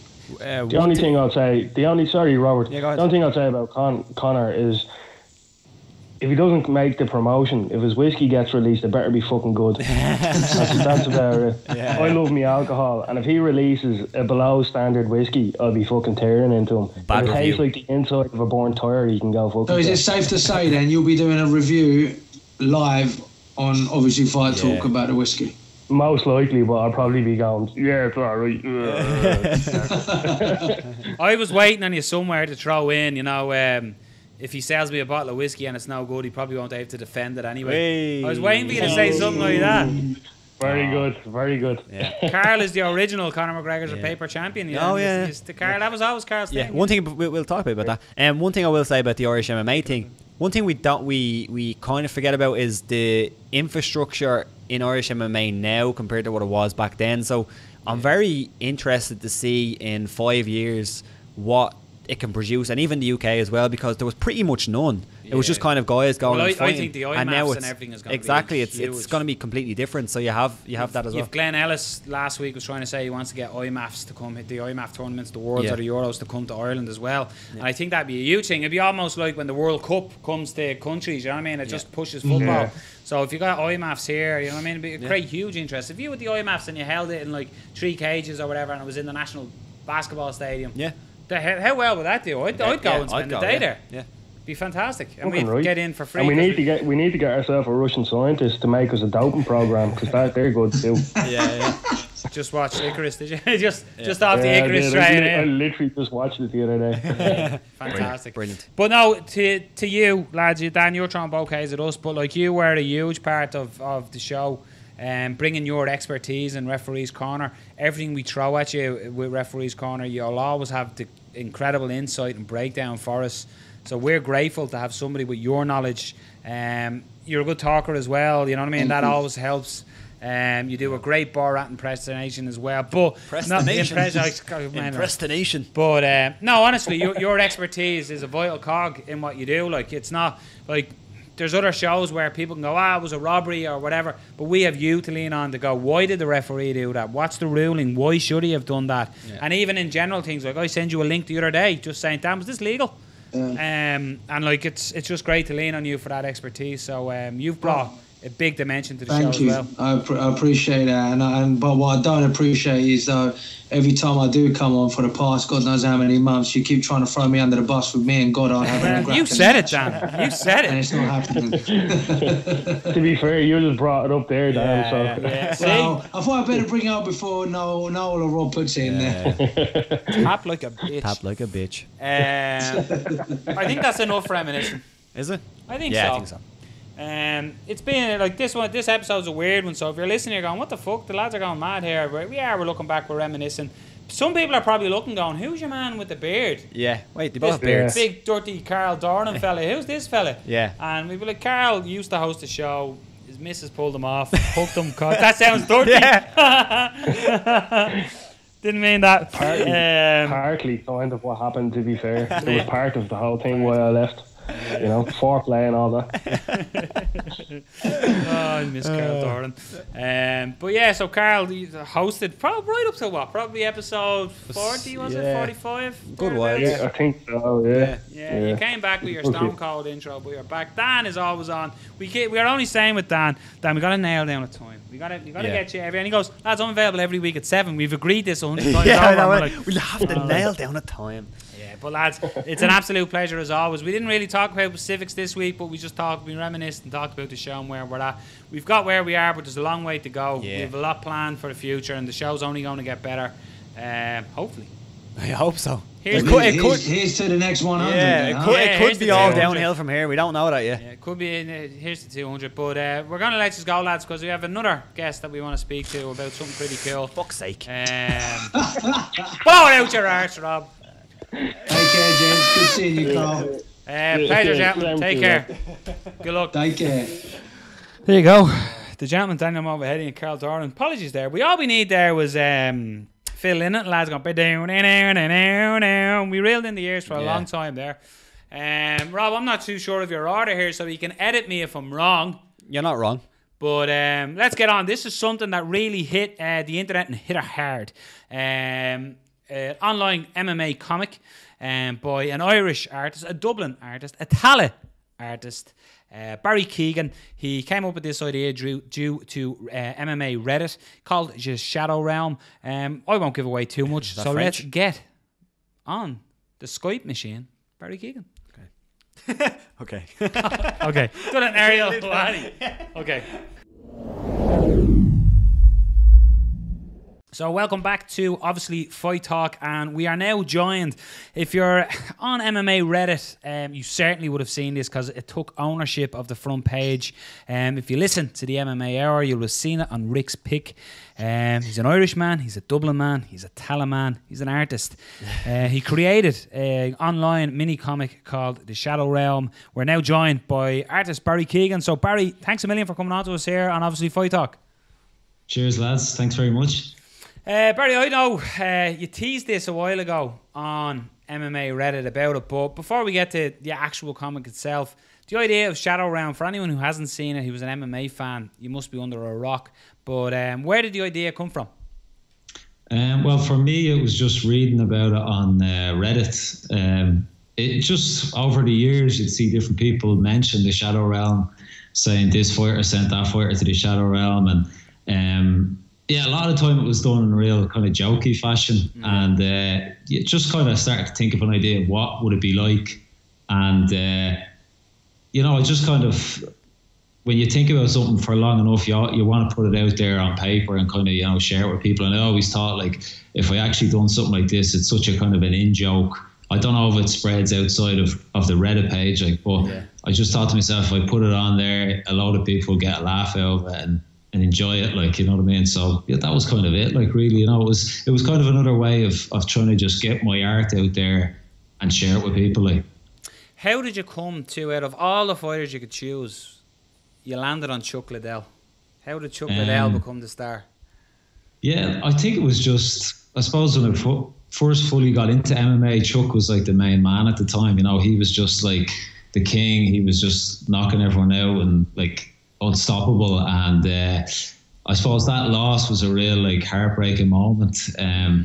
It was kind of crushing, like, and I think that was the last time I ever got invested in a fighter. Like, now I just try and sit back and not support any of them too much, like, so yeah, I just thought it was a good character to put into the Shadow Realm. Like, it's quite fitting, like, because that was Chuck's kind of style as well, like, you know, just to go out on his shield, and he's just so iconic with the mohawk and the blue shorts with the kind of, I think they're like icicles or something. Fire or ice, yeah.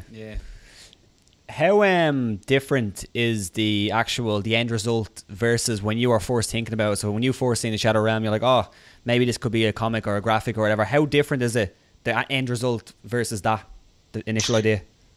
Yeah, like, I think a lot of people think artists kind of have everything exactly down, and when they start drawing, it just comes out exactly as it is, like, but you just kind of, you have a vague idea, and then as you draw it, like, it just kind of forms, like even I didn't plan too far. I had a vague idea of how the story would unfold and like who kind of the Grim Reaper character would be and all that side of the thing, but like, as it was going, like, there's one page where Chuck is going into this temple, and I kind of thought to myself, if I put I don't know if you watch Joe Rogan too much, like you probably do, but they're always going on about, you know, like DMT and like the pineal gland and stuff like that, like, and they were saying this had a symbolism with acorns and stuff, like, so I decided to draw an acorn as if Chuck was nearly going into the depths of his mind, like, inside of this temple.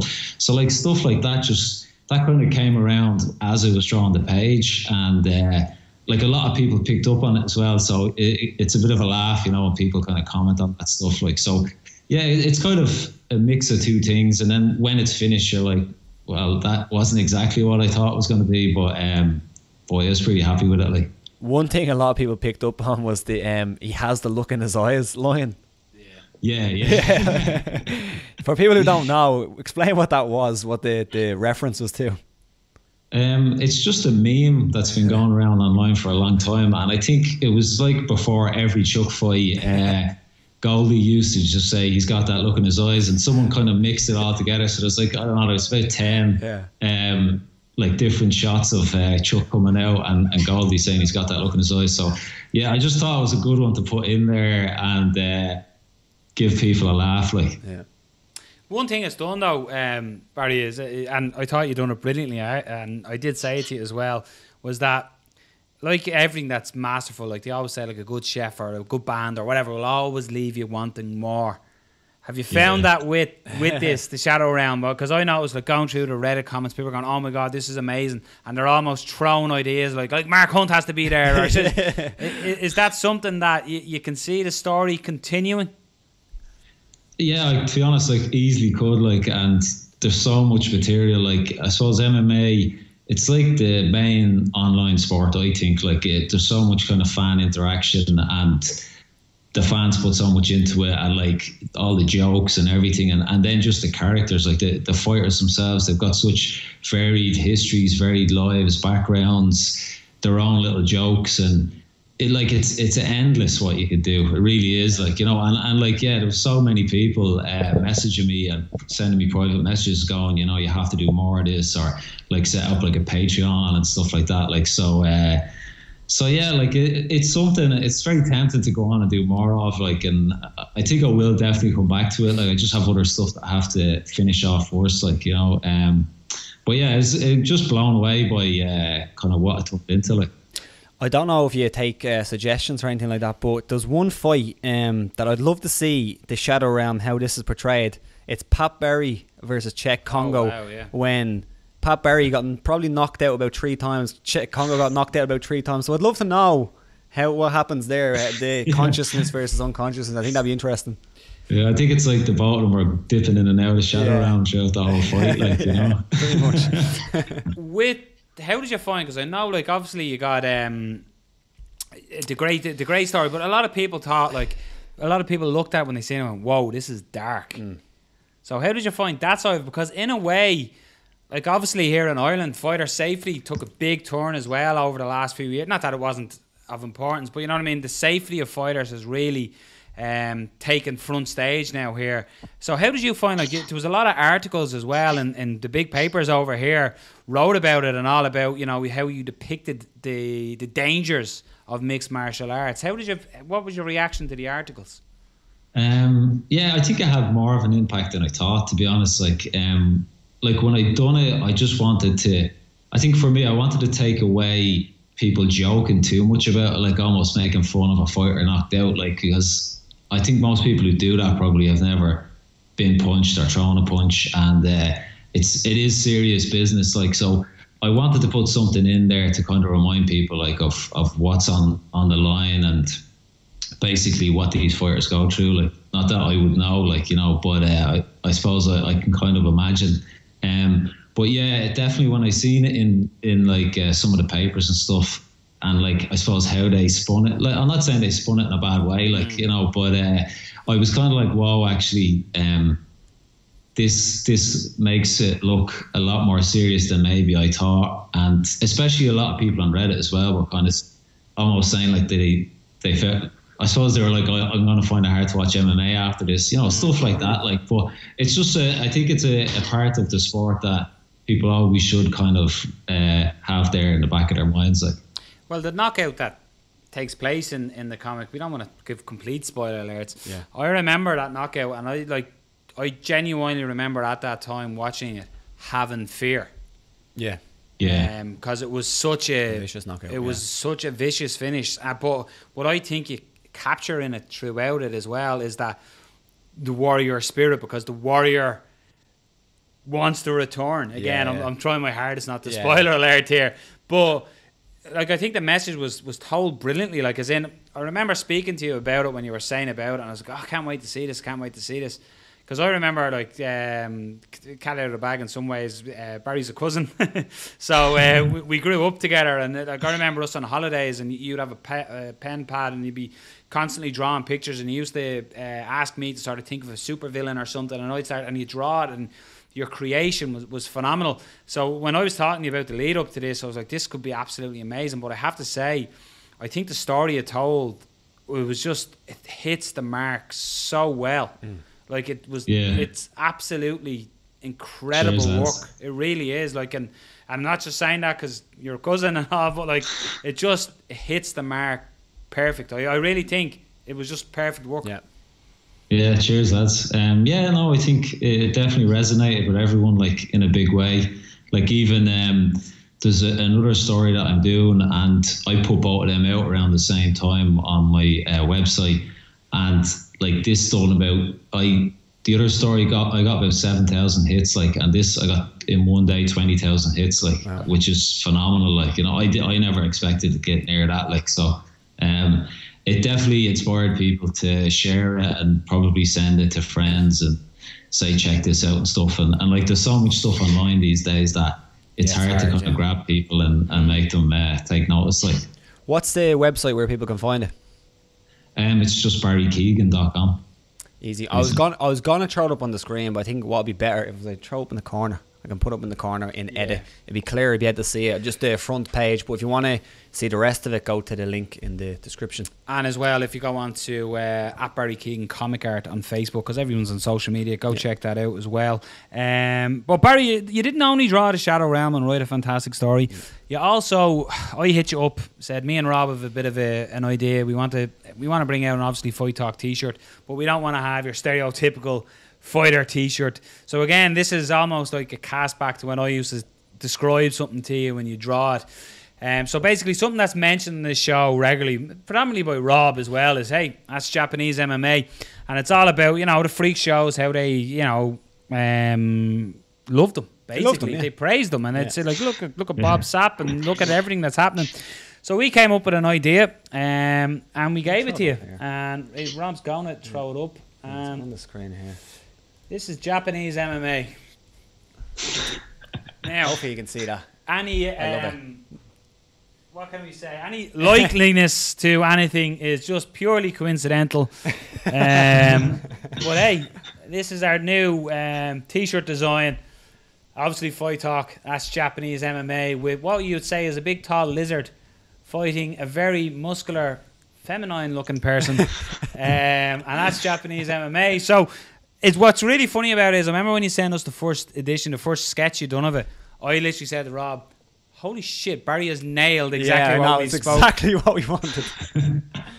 So what did you, when we gave it to you, sorry, go on. When we gave you the idea, what did you think? How did you land on what you landed here?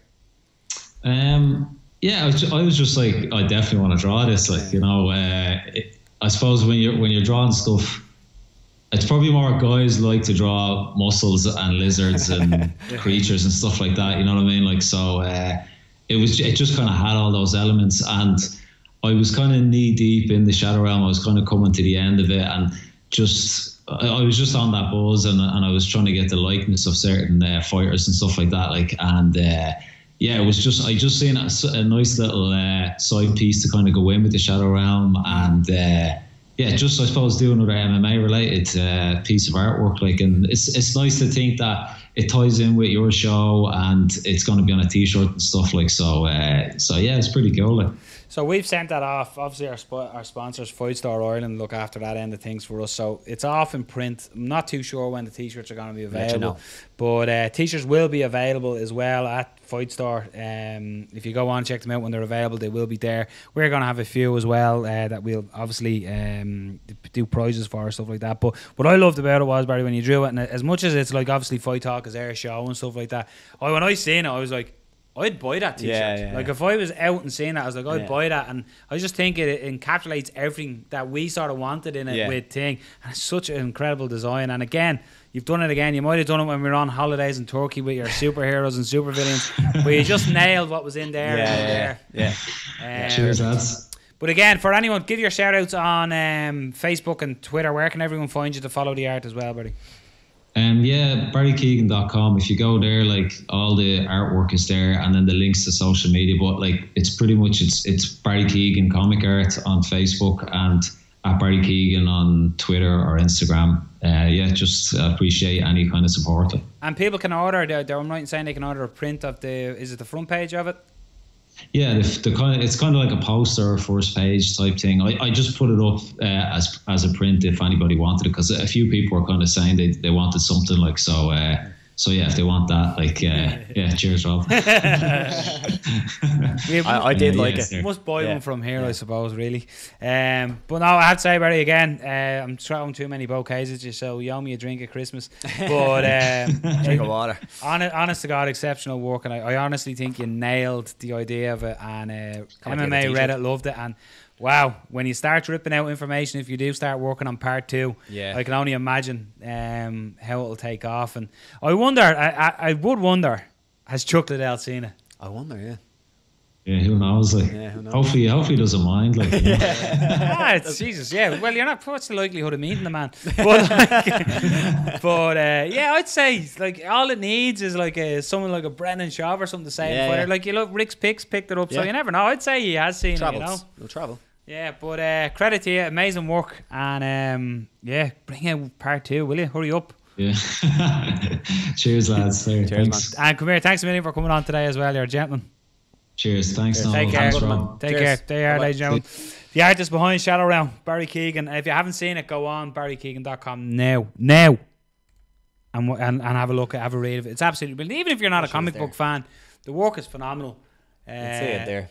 It'll be on the video as well. I'll be able to see it. But look at that. Yeah. There he is. There's old Chuck.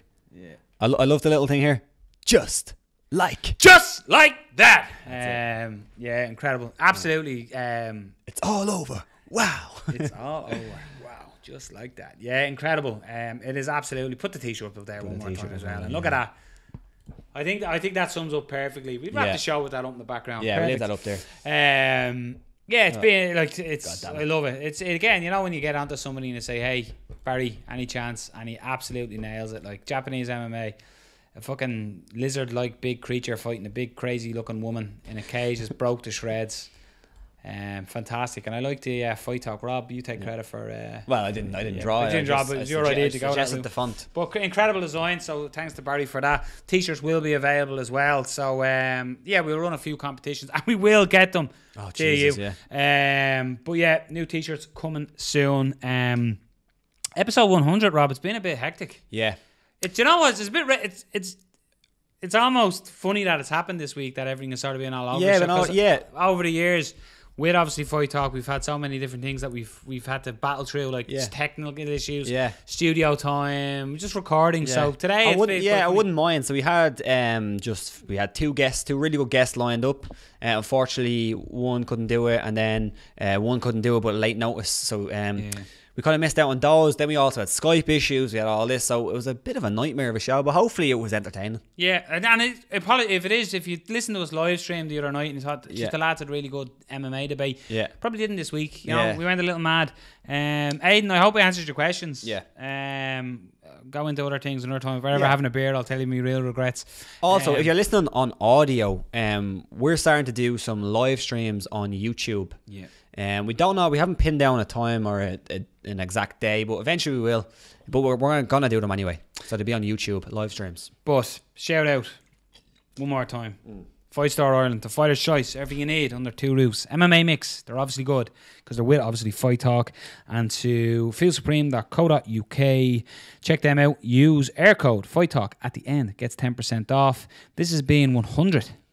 It's been emotional. It's been beautiful. You've been beautiful. If you've tuned in and you survived this madness, congratulations. We'll be back in a normal setting and a normal occasion next week for 101. Possibly not, actually. So we'll talk about that later. But yeah, this is 100 and not out. Till the next 100.